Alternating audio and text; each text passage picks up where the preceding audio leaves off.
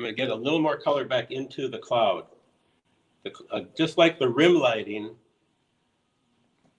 the brightest color is going to be in this back cloud typically. I'm going to make that a little lighter.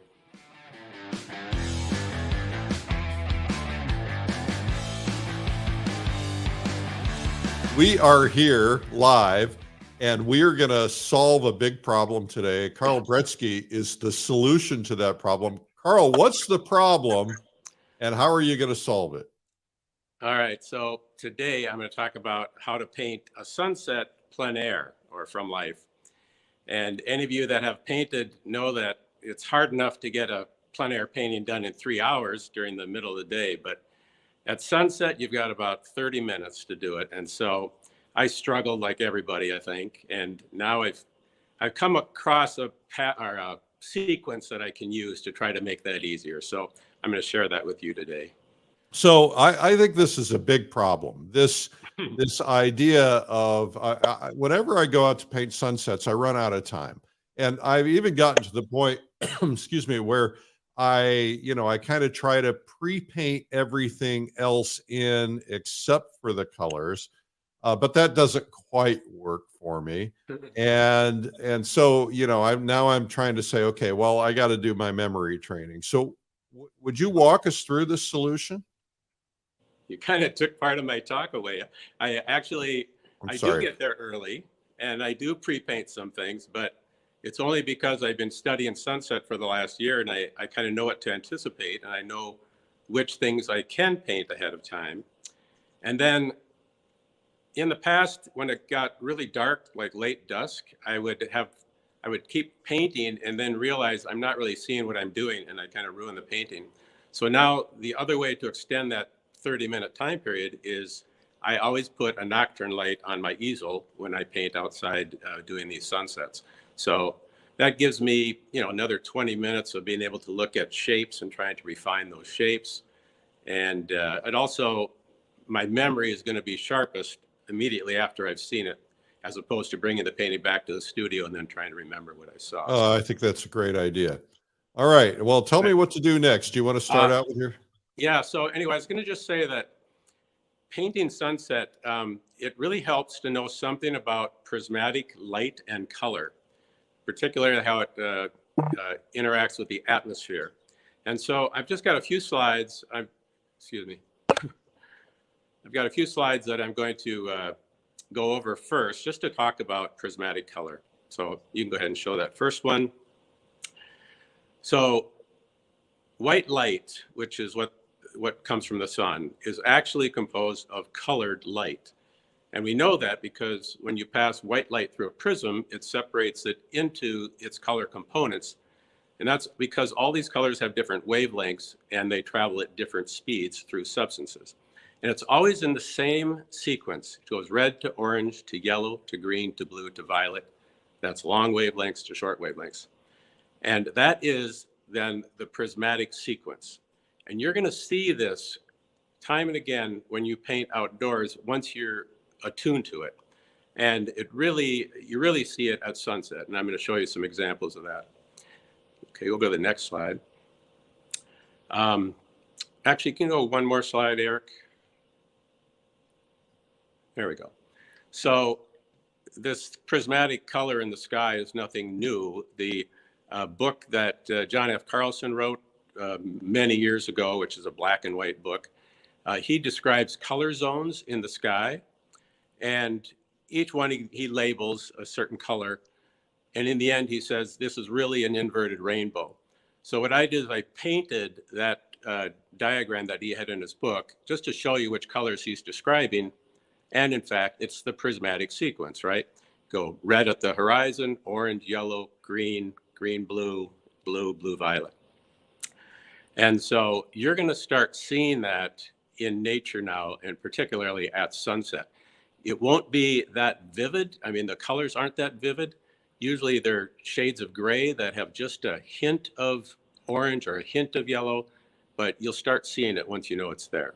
Now, I want to ask a question about this diagram that Carlson shows here. Yeah. It looks like he has allotted a certain kind of almost perspective amount to it. Like the red is a tiny little bit, the orange is a Yeah. little bigger, I'm and so going on. to show you that when I do this little demo painting today. But as you go up from the horizon, the color bands get wider and they get lighter up until you get to the bluish green or the yellow green band. That's usually the brightest in the sky. And it's interesting that our eyes actually see that color better than other colors. And that's why they're starting to make emergency vehicles and fire trucks out of that kind of yellowy green color. Just an aside. That's cool. So on the left, that bar on the left is really showing what the values are. It shows the color and the value. All It right. doesn't show the exact amount of chroma, which is often less than that. And then if Okay. you go to the previous slide, Eric, this is a little sequence that I painted just to show you that we don't see all of those colors all the time. In the afternoon, you may just see the blue-violet and the blue-green layers. And then at sunset, you're starting to see the longer wavelengths near the horizon. So you're starting to see some orange and yellow at the horizon, and then transitioning to that yellow-green and then green-blue. And the maximum amount of color in the sky is usually early dusk, once the sun has set below the horizon. And now all these colors expand up above the horizon, and you're starting to see more reds, orange, yellows. And depending on how you crop your painting, you may have a sky that's just orange and yellow. But if you had a big expansive painting, you'd see all these colors. Fascinating. And then finally, as the sun continues to set, everything gets darker and those colors start compressing again at the horizon. Okay. All right. All right. Now, Next slide. Next slide. That's the painting. I did this at a park right by our apartment last summer with two friends, Bob Upton, Jack Dan. And we painted sunset, and we had about a half hour to do this, but we got there roughly a half hour ahead of time. And so what I thought I would do is I'd go through the sequence that I used to accomplish that painting to show you that it is possible. Yeah, let's start there. You don't have to look at my face much more. I'm just going to be pointing the camera at my palette and then finally at my canvas. Tell us a little bit about your palette, because Yeah. I'll always get that question. Well, I initially trained under Joe Paquette. He uses the Prismatic palette, which comes down through a lineage somewhere. Frank Vincent Dumont was in there. But in any event, I lay out quite a few colors, but they're in a prismatic sequence in the warms. They go from yellow to orange to scarlet to red to alizarin. And then another prismatic sequence in the blues going from manganese blue extra to cobalt to ultramarine, and then I have black. And then I mix a violet out of ultramarine and alizarin. And then I have a few extra colors that I throw on my palette that I find useful. King's blue, Portland gray, medium. And then I mix a green, and I use a little phthalo green and a warm earth color. All right. So that's it. All right, I'm going to move you over here. You tell me if I get lined up okay. You're looking good. Okay. Would you like that enlarged a little bit? Oh, I think it's pretty good. Okay. All right, one last check. Is that good? Yep. Okay.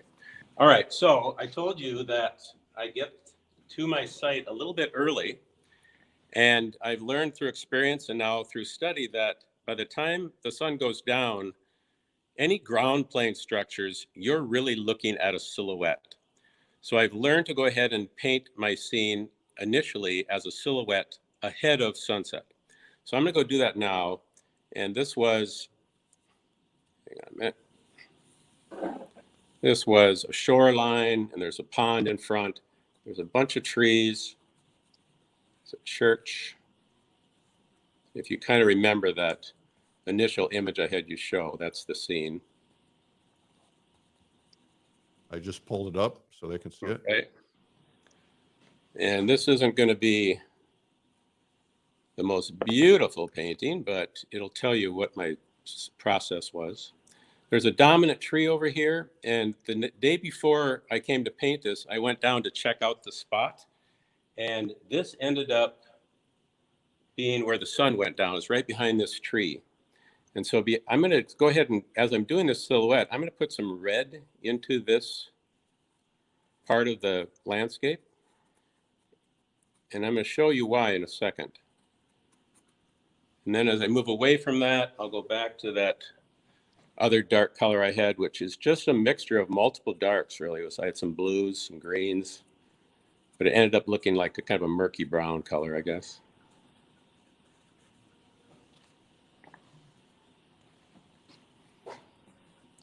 And the nice thing about doing it this way is I have all day to do a good silhouette.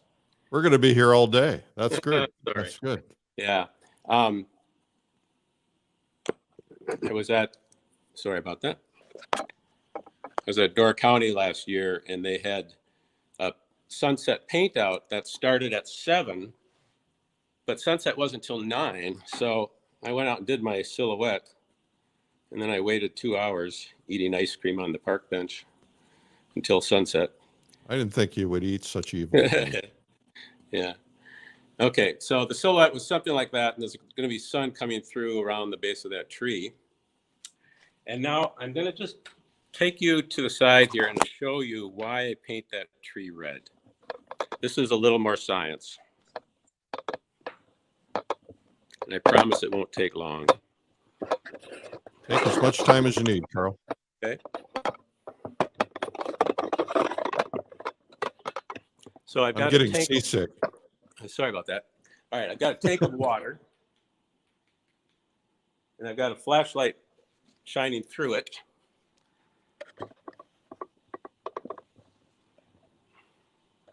Hang on.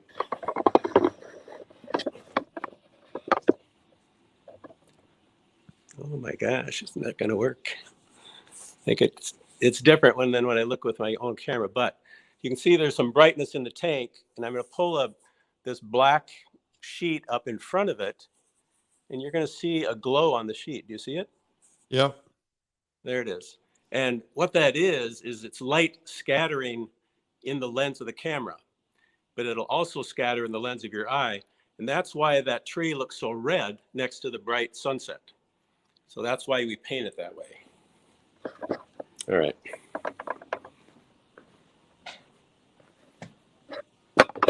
It looks like a nice studio, Carl. Thank you. Yeah, I'm very lucky. And we'll get right back where I was.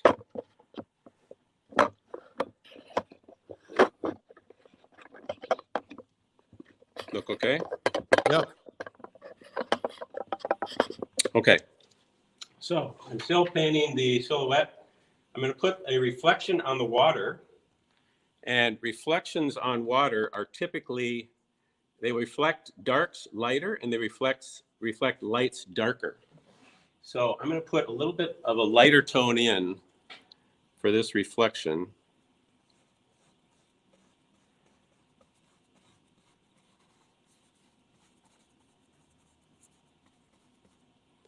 And the other thing is that reflections typically are more vertically oriented on when you paint them.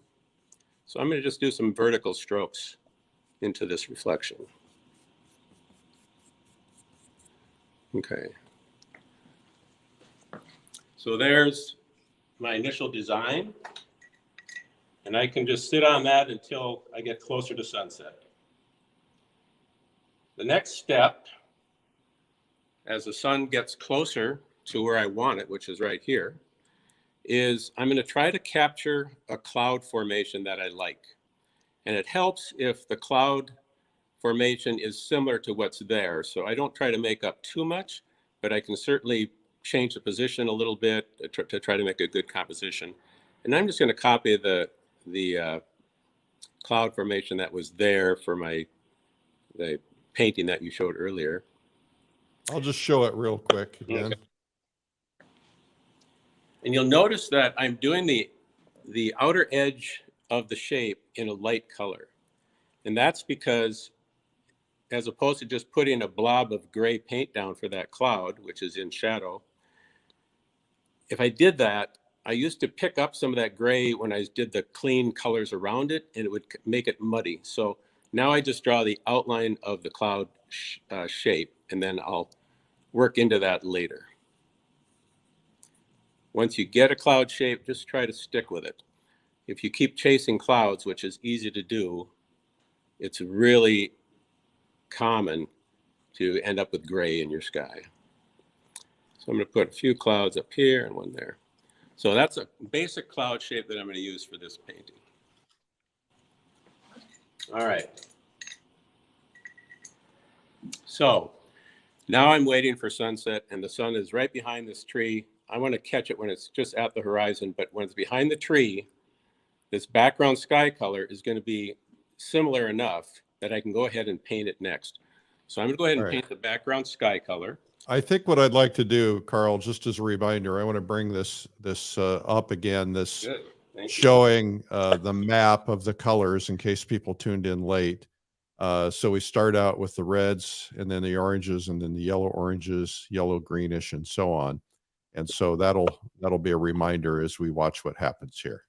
So I'm going to go ahead and start with kind of an orangey red at the horizon. And I make it darker than I usually would, darker than I see it, because I want the sun to really pop off against that color. So here's a little orange. I'll even put it there. Something is darker, it's going to give you more contrast against lighter. Exactly.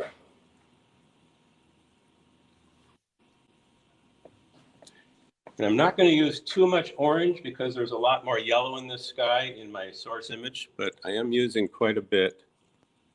There we go. And you may lose your silhouette shapes as you do this, but you can easily get those back. And in fact, you can get them back after the fact if you needed to.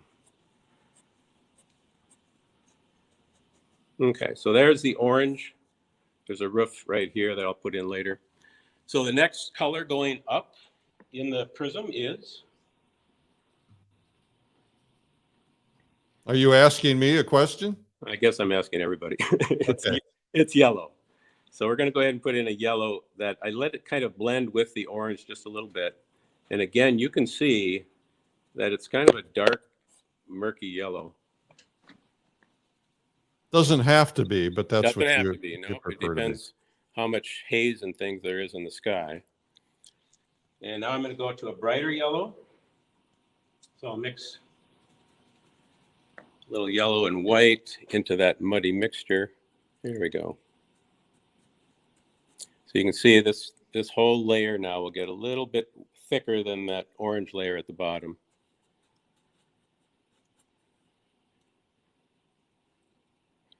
And as I go up now, I'm going to go to Cad Yellow Light, which is a little brighter yellow. It tends a little bit more towards the green.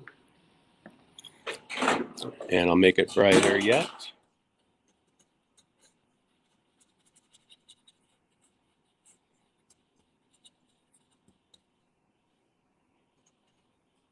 I'm going to change that cloud pattern just a little.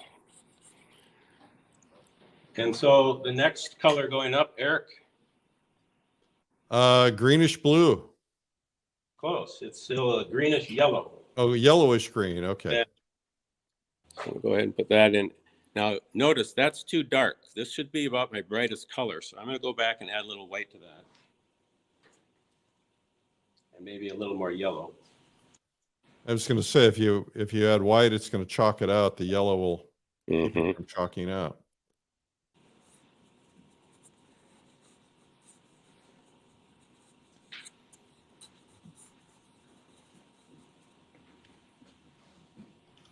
So these aren't the most delicate brush strokes, but I'm kind of painting around my camera a little bit. Yeah. And after yellow-green goes...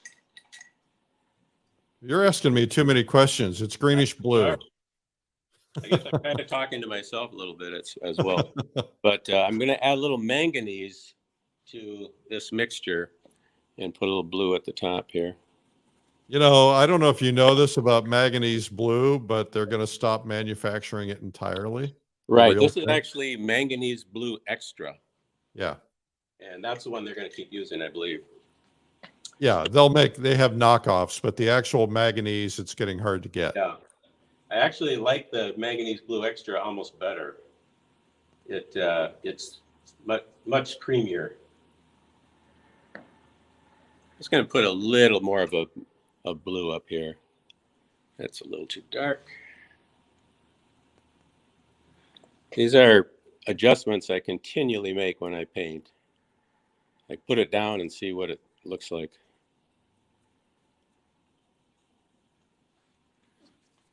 Looking good.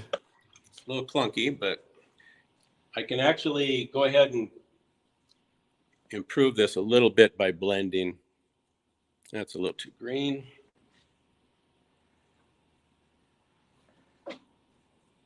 There we go. I want something that ends up being a grayish color with just a little bit of the hue in it.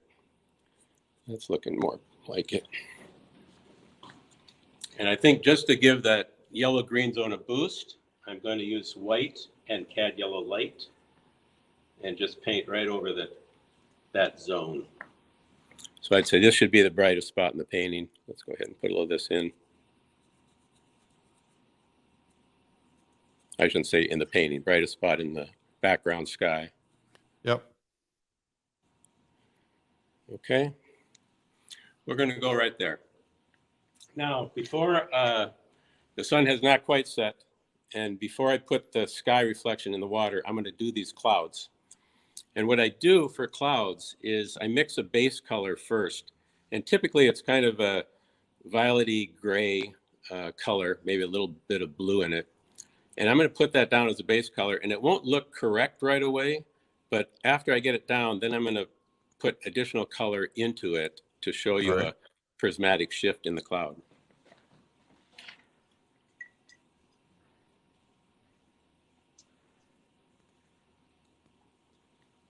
All right. Let's see if this looks too dark. I think that's too dark. I'm going to add a little King's blue to that. Maybe a little manganese.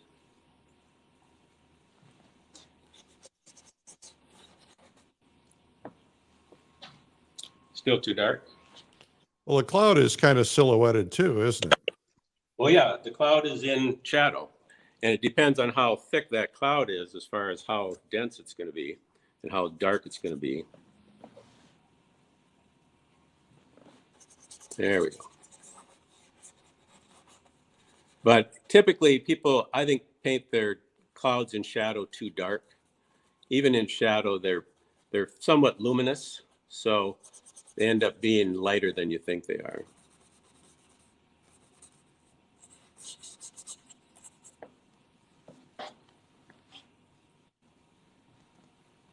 It's very helpful. You're a great teacher, Carl. Oh, thank you. Now, as I put this down, I'm going to lose a few edges, which is typical of clouds. They're kind of lost and found edges in clouds. But aren't you going over the yellow that you intended not to? A little bit, just a little. Not to pick up that color? Yeah, I did a little bit. It caught me. Well, at least I'm paying attention. Yeah, exactly. Now, as I get down to the bottom, I think what I'm going to do is start putting some warmth in that cloud. So I'm going to mix a little bit of red and white and put it right into that mixture. There we go. So it'll end up being lighter and warmer, correct?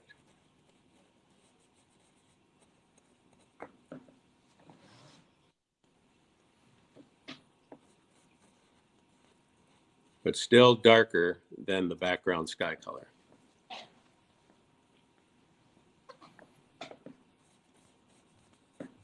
You guys have questions, put them in the comments section. I'll try to read them.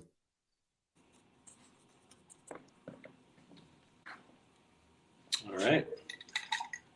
So they're very clunky so far, but they'll get better at the end. And at this point, if I'm doing this from life, this sun is going to be now exactly where I want it.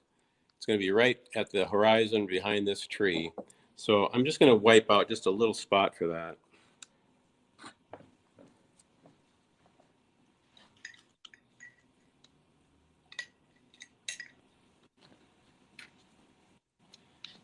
And I think I'm going to start by putting down pretty much the brightest color on my palette without adding white to it yet. And that'll be this cad yellow light. And that's where I'm going to have my sun. And just as there's a prismatic shift in the background sky, there's going to be a prismatic shift in a halo around the sun. It's going to go from yellow to orange to pink. And it's going to be brighter than the background sky. So I'm going to go with cad yellow next, mixed maybe with a little orange. And I'll put it kind of at the margins of that bright spot.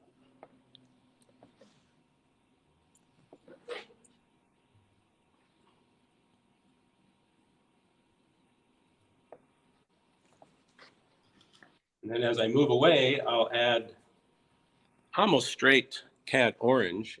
It'll end up being darker, of course, than that background sky because that was orange mixed with mud.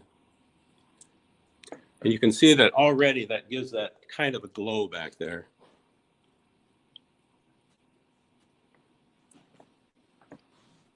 At the end, I'll pull some tree trunks over this and it'll make more sense.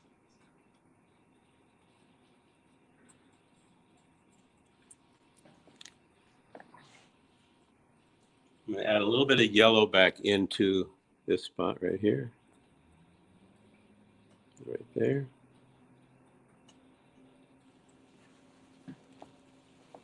Okay, so at this point, everything is blocked in except the reflection on the water of the sky. So I'm going to go ahead and try to match the sky in these bare areas on the water. And I already told you that darks reflect lighter. So lights reflect darker. It compresses the value differences in the water. So I'm going to take an orange color and mix it with a little bit of mud on my palette and put that down right here.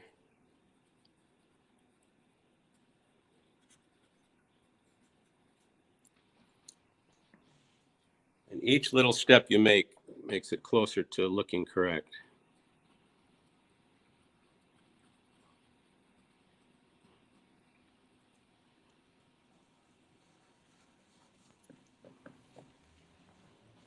Sure does.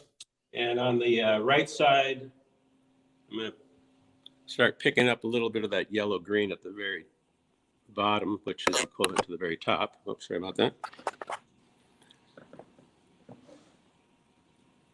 And when you're all done with this painting and you have your light on and you're looking at it, you might want to enhance some of these areas. That's fair game. Now I'm going to put this light right here, starts about right here. And like I told you, things are like vertical strokes in the water, typically.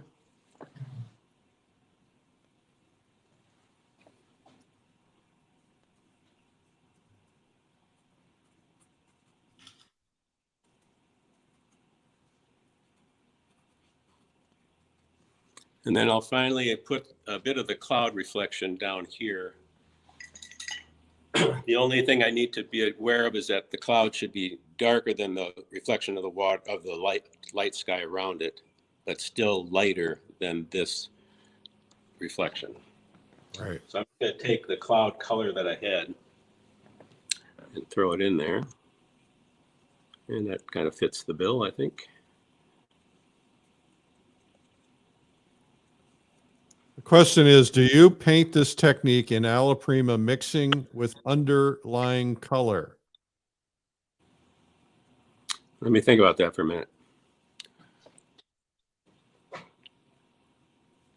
I don't think you're mixing with an underlying color. Oh, no, I'm not.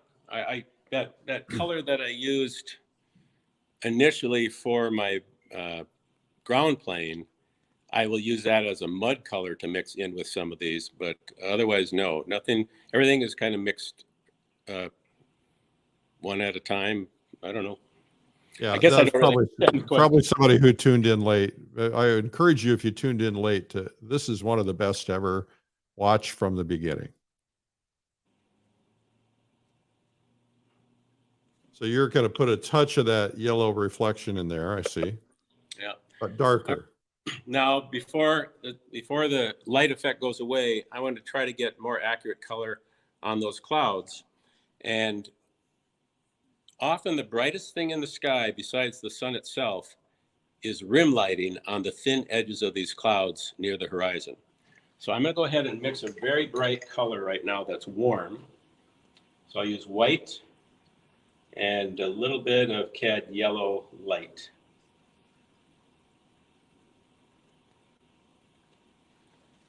And I'm going to just go ahead and put this in and show you how all of a sudden this is going to start to pop.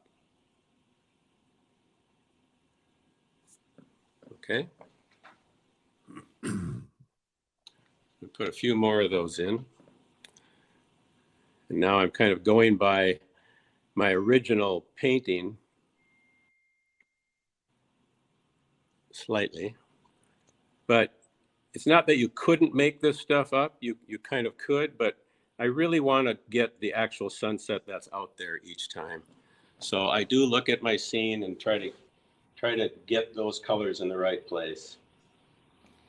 I think my tendency would be to make it all much brighter and much more garish.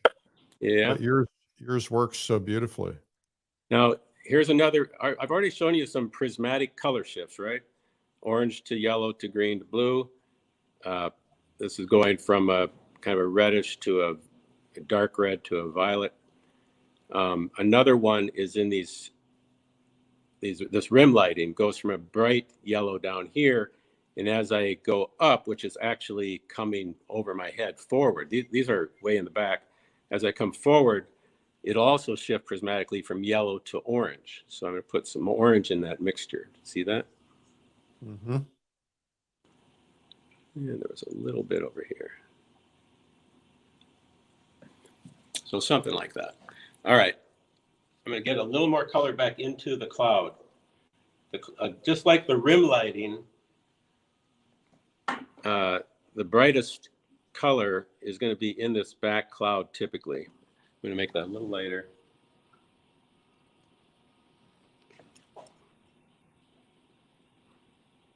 So I've added some scarlet in here.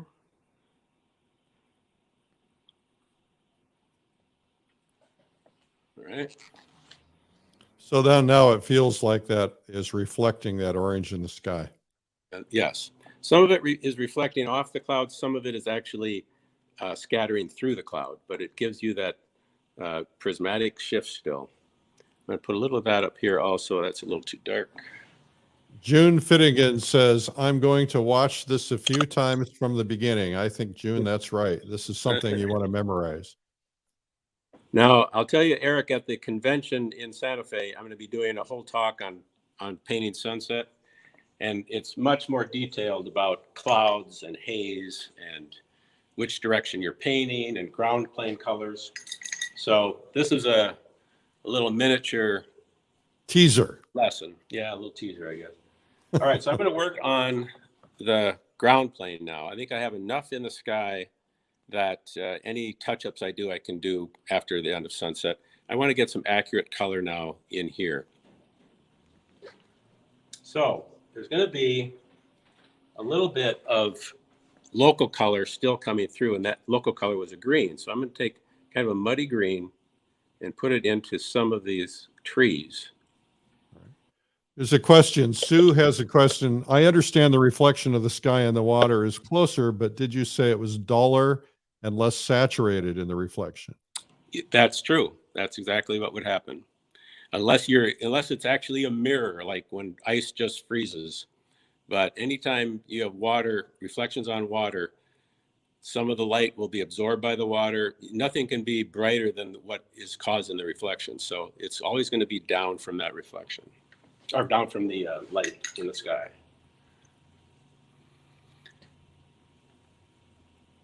I'm also going to put a little bit more blue in things out here because there's some sky color coming through, illuminating some things in blue.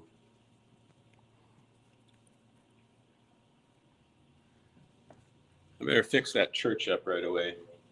That church was a limestone building, and that typically ends up looking kind of grayish brown at sunset. So I'm going to go ahead and put that in the tower. Here's a question that I think you answered already. Does he paint the clouds as a prismatic shift as well? And the answer is yes. Yes, I just showed you some of that here. The roof of that church is reflective. So I'm going to put a little bit of blue on the roof of that church because it's reflecting the sky up above. Okay. And then the other thing that happens, it's good to catch some top planes on these trees because this color up here will be illuminating the tops of these trees. So I've actually mixed that color, made it a little darker than this, and I'm going to go ahead and pop some of that in.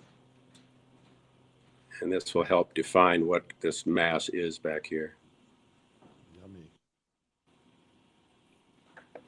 You can vary that a little bit. I'll put a little warmth back into some of this.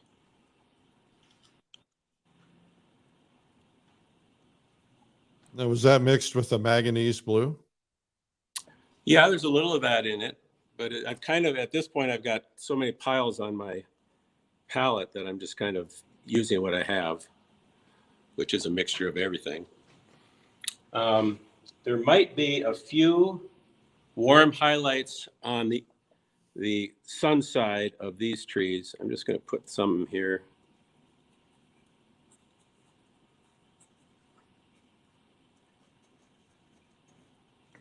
Okay. So you're thinking logically, which I think is smart. Yeah. I'm going to try to improve that tree in front of the sunset right now. I'm going to take a little bit of green, make it very warm with some orange, and try to do a top plane on that tree also. What kind of brush are you using? There's a debate going on. Is it Princeton? Well, you know what? This one is an aspen. Yeah, Princeton aspen. Yeah. But honestly, I don't pay that much attention to which brush it is as long as it's usually a new brush. It's the old thing. Everybody thinks better golf clubs make them a better golfer. Yeah, that's right. Okay. So at this point, I'm going to put in a few more trunks on that tree. And I'm going to mix up an alizarin green color. It's kind of artist talk. And I'm just going to drag a little bit over here. Make sure you tell us, everyone, where you're watching from. There's a prize worth over $200 today for comments if we pick your comment. People watching from all over the world, Carl. Okay.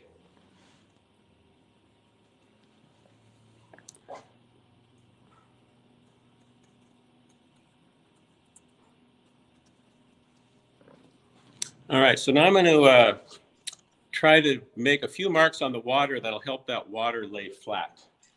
And I'll show you what I mean by that. I'm going to mix this sky color, something up in here. I'm going to put it on a flat, narrow brush.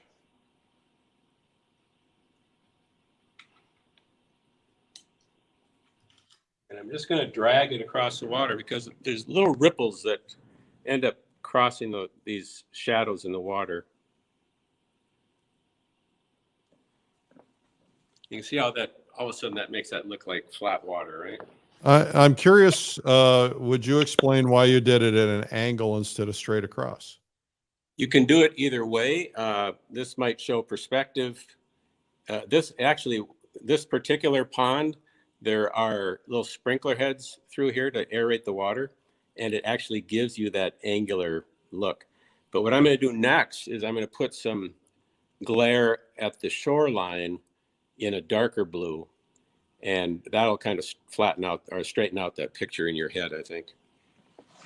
I would encourage everybody to take this demo and try to do it on your own today, if you can, or tonight, because you want it to sink in. So here's where that water kind of laps up on the shore, and it'll actually look like a curved mirror showing a little bit of the sky.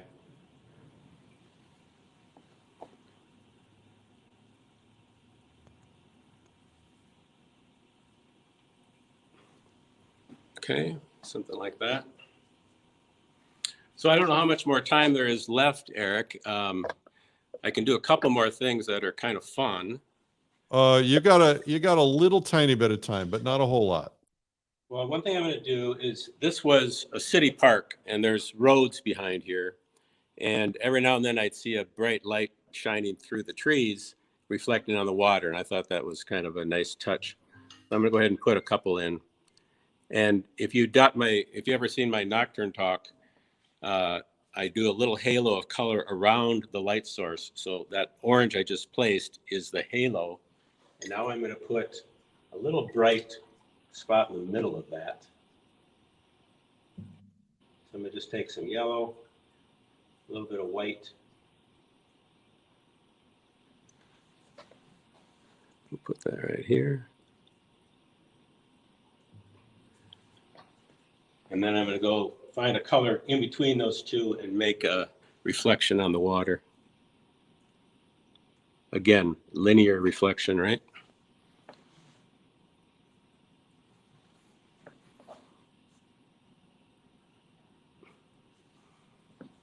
Okay. Let me put one more of those in. I'll put a cool one in.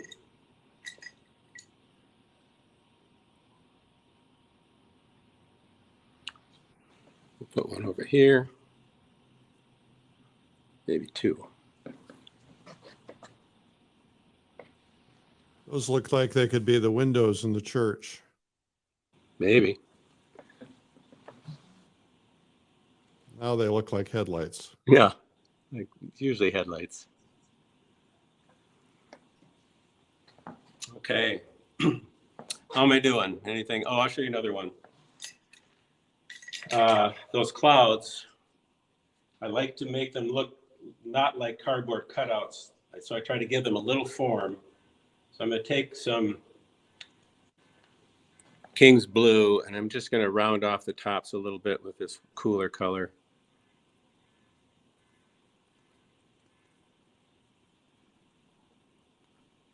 I don't know if that helps or not. It helps. Okay.